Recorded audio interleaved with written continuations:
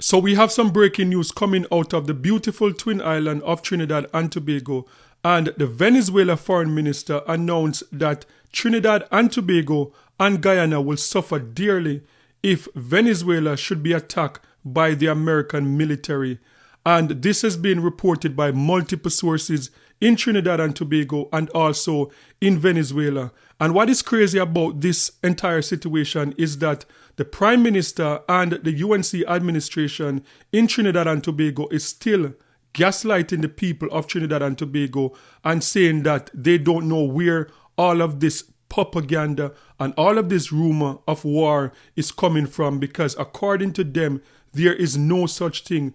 The American government is not planning a military attack on Venezuela, and that is what the administration continues to tell the people of Trinidad and Tobago. Even when you can turn on your TV and look at CNN, look at Fox News, look at Al Jazeera, all the media across the world, they are reporting that the Trump administration is seeking a declaration of war to go into Venezuela and to start a ground attack in Venezuela. But the Prime Minister and the UNC administration is still saying to the people of Trinidad and Tobago that everything that they're hearing is propaganda and that the people of Trinidad and Tobago should stay calm. So this is what we want to talk about today.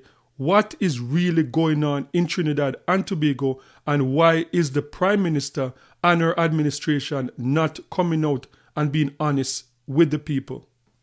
Let's talk about it.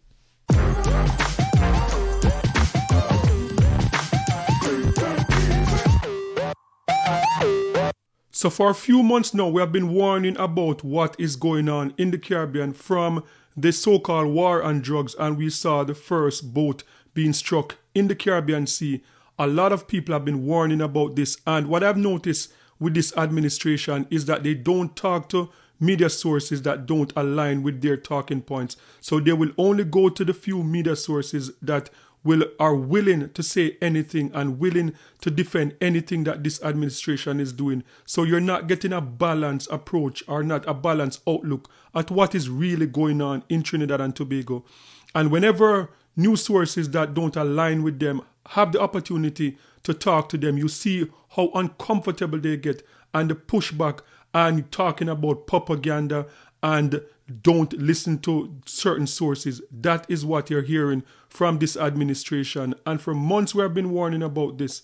And everyone from people on social media, from independent creator on YouTube, all over the Caribbean that's been tracking this and been warning about this day that a war could possibly come to Trinidad and Tobago.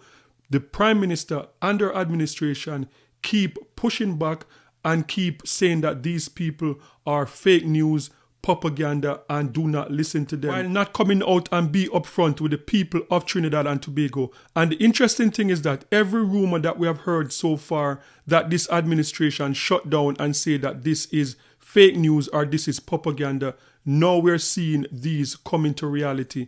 Every single thing that we have been seeing now come into reality. And it is just crazy because it was on Friday, Sean Sobers, the Foreign Affairs Minister and Minister of CARICOM, stood there and tell the people of Trinidad and Tobago that what are you talking about war? Which war are you talking about? We just got message from the Trump administration that everything that you're hearing about war, do not listen to it unless it comes from the Trump administration. While turning on your TV and seeing every single news sources in America and all over the world talking about war. So how is it that the people of Trinidad and Tobago should feel comfortable when they're turning on their TV and internationally, globally, every news source is talking about a 90% possibility of Trinidad and Tobago being caught in the middle of a war? So this is what the Foreign Affairs and CARICOM Minister had to say just on Friday. Just as we had that press conference yesterday and had to remind the media and certain members of the public that it does no good to the country, both locally to our citizenry and internationally to those who may be listening, to peddle false rumors and false narratives of war and unrest and bad relations and whatnot internationally. Minister of Foreign and CARICOM Affairs, Sean Sobers, is debunking rumors of an impending war involving Trinidad and Tobago. Earlier this afternoon, White House spokeswoman Anna Kelly denied reports that the United States was imminently poised to engage in military action in the region and advised that any announcements regarding Venezuela policy would come directly from the president. Minister Sobers is assuring the population that there is no need to fear. In addition, the Minister of Foreign and CARICOM Affairs, on behalf of the government of Trinidad and Tobago, is in active contact with the Embassy of the United States of America in Port of Spain.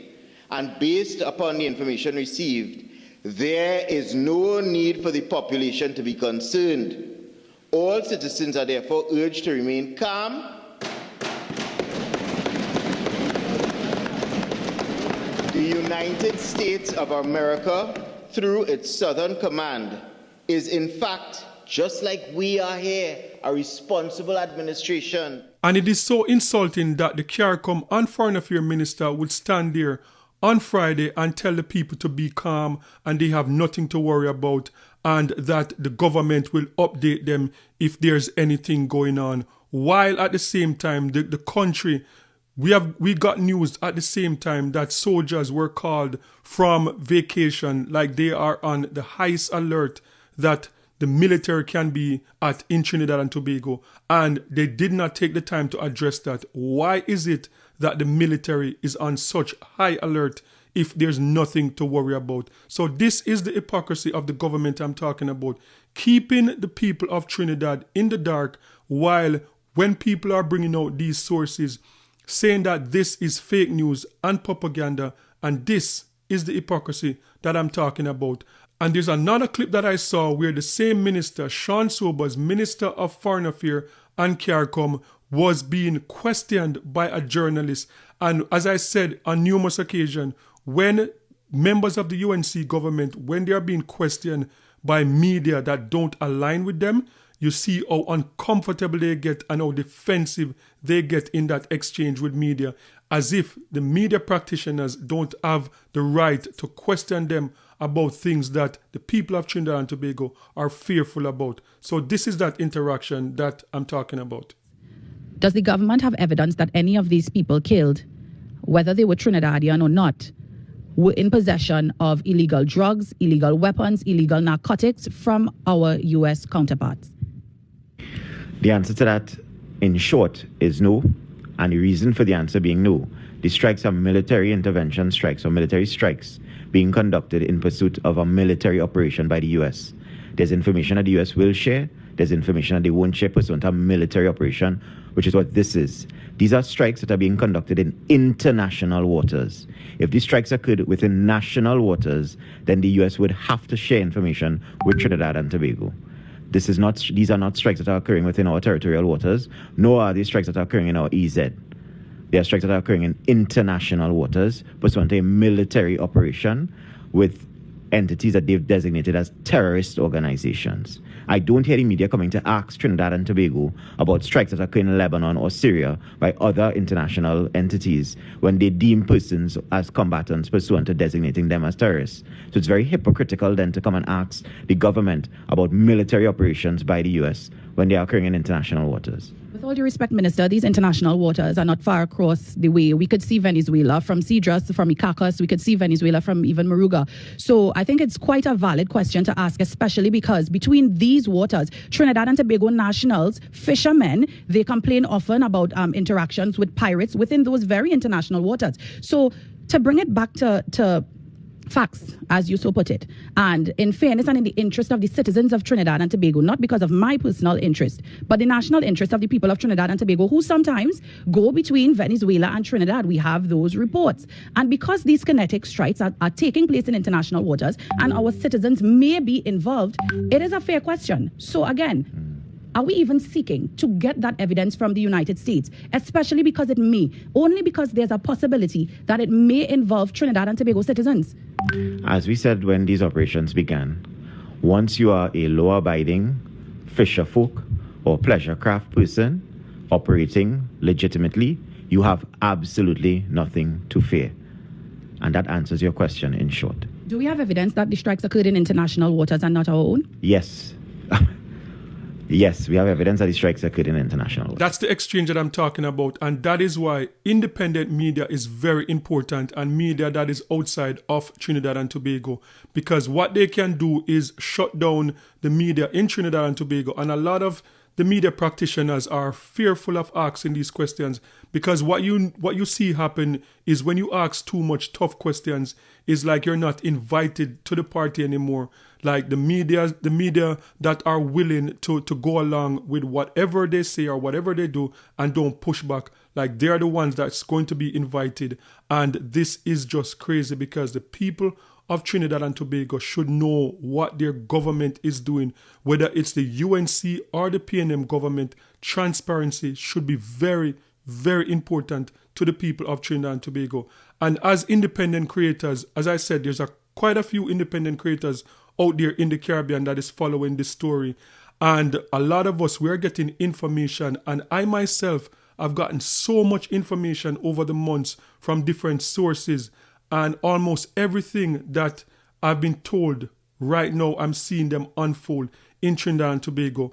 And I want to be a very responsible person, and I try not to talk about everything, especially if it seems like something that could be like a conspiracy theory type of thing. I try to be responsible, but from most of the information that I've gotten so far, from people in Trinidad and Tobago, from people that was involved like in the military, like in America, and people from Jamaica, like experts in this field, like I've been getting tons of message, and most of what is in my inbox and conversation that I've had, now I'm seeing them unfolding in Trinidad and Tobago. So the most recent conversation that I've had with an expert that I think I'm going to have to share, because a lot of information, I said, you know what, I'm not going to share them because I don't want this to feel like a conspiracy theory or whatever. But now I think the way things are going now, I feel comfortable sharing some of these information now. So remember, this is just information of possibility, what we could be looking at. This is not like facts that this is going to happen. This is just what could happen. And over the weekend, I've been having conversation about the military. Why would Trinidad and Tobago be at the highest level of calling in military right now? And one of the reasons I got from an expert is that since the Iraq War and thousands of American soldiers lost their life, the administrations after the Iraq War, you saw the Obama administration, and you saw the Biden and the first Trump administration, they tried to stay away from putting boots on the ground. Any other conflict they're involved in, they try not to put boots on the ground. So from what I'm hearing now is that Venezuela, if they really go inside of Venezuela, the only way that they can overthrow the Maduro government, they would have to have boots on the ground. So my conversation with this expert is saying that, look, there is a possibility that if they're going to have boots on the ground, that they are going to pull Trinidadians and Guyanese soldiers into that, have the soldiers from Trinidad and Guyana involved in the ground invasion, because it would be bad politically for this administration if they have US soldiers going into Venezuela and losing their lives. So that is just one of the possibility that I've been told that this is why we could see this alert level in Trinidad and Tobago. I'm not sure of the alert level in Guyana if it's at the same alert, but that is just one of the possible explanations that I've been told. And as I said, this is not any breaking news. This is just a possibility of what could happen, because we have been tracking this for a while now, and everything that we saw coming through the pipeline and that the government denied, now we're seeing it unfold in real time. The next thing I want to talk about is the state of emergency. And I received a call from someone in Trinidad and Tobago a few months ago about the state of emergency. And as I said, a lot of the information that I get, I try not to put it out there because I don't believe in this conspiracy theory type of thing. And if I don't think it's valid, I'm just going to hold on to it. But I received a call from someone from Trinidad and Tobago a few months ago as it pertains to the state of emergency. And they were saying to me that the state of emergency is not normal. Something is behind the state of emergency. And what the person was explaining is that the state of emergency was not to fight crime, but was to keep, just in the event that people of Trinidad and Tobago want to protest, that they would not be able to protest if there was a state of emergency, because by the law, you cannot protest in a state of emergency. So we had that conversation weeks ago, and I said, you know what, let me just wait, because I know the state of emergency was going to be up in just like a few weeks. So the state of emergency was up last week, and Friday they went to try to get it renewed. And so I had a conversation over the weekend with someone who's an expert in this and someone that dealt with it in Jamaica, because a few years ago, the opposition party in Jamaica, the People's National Party, they took the government, the Jamaica Labour Party, they took them to court because of a state of emergency. Because, in a state of emergency, when you get arrested by the police officers, then they have the power to keep you in jail for like over a year if they want to, under the state of emergency. So this person was saying that, yes, that could be a valid reason, because the state of emergency is not a crime fighting tool. It's not a crime fighting tool, and it is possible that state of emergency could be in place just because what the person explained. During a state of emergency, there cannot be a protest. Like, it's illegal to protest in a state of emergency. And the reason why I took this up and decided to look deeper into it is because of what is going on in Grenada as it pertains to the airport, the Maurice Bishop International Airport, and the Americans trying to install a radar system, a military radar system at the airport. So following that, what is going on in Grenada, and we saw roughly 3 or 4 protests, and people from all over the Caribbean have been commenting on it and saying like the people of Grenada are serious about this thing and they are protesting, and it's not like the people in Trinidad and Tobago, they are just allowing the Prime Minister to do everything that they're doing now without even a pushback. And why are the people of Trinidad not protesting? And that is why I took this back up and I'm like, maybe it made like some sense. Maybe it's not a conspiracy theory. And that was the answer that I got, that the possibility is that the people of Trinidad and Tobago would not be able to protest their government decision because of the state of emergency, and that could be a possibility why the state of emergency is still there. Because the reality is that we know Jamaica has been the crime capital of the Caribbean for over 30 years, and the state of emergency, according to what my source was saying, that we have never had a state of emergency like for one entire year. And this state of emergency with this government, it is going into months. And if they renew the state of emergency, this would take it into about February.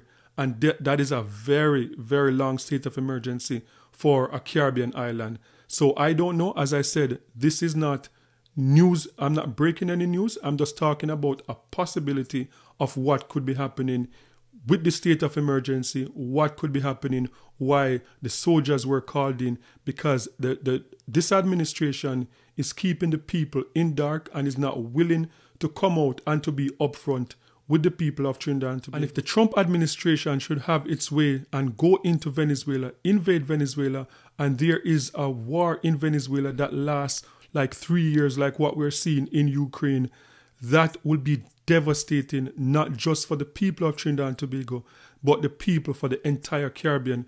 Because as I've stated over and over again, Trinidad is very, very important to the Caribbean. Trinidad is like the heartbeat of the Caribbean. Whenever you travel across the entire region, you see the fingerprint of Trinidad and Tobago, whether it's in steel pan, whether it's in its calypso music, in its roti and doubles. The fingerprint of Trinidad and Tobago is all over the Caribbean.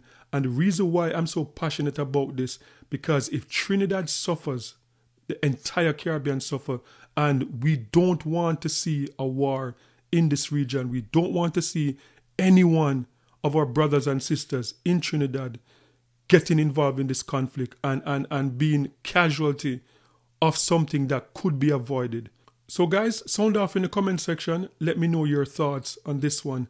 And don't forget to like, share, and subscribe for more amazing content. And remember, peace. I'm out.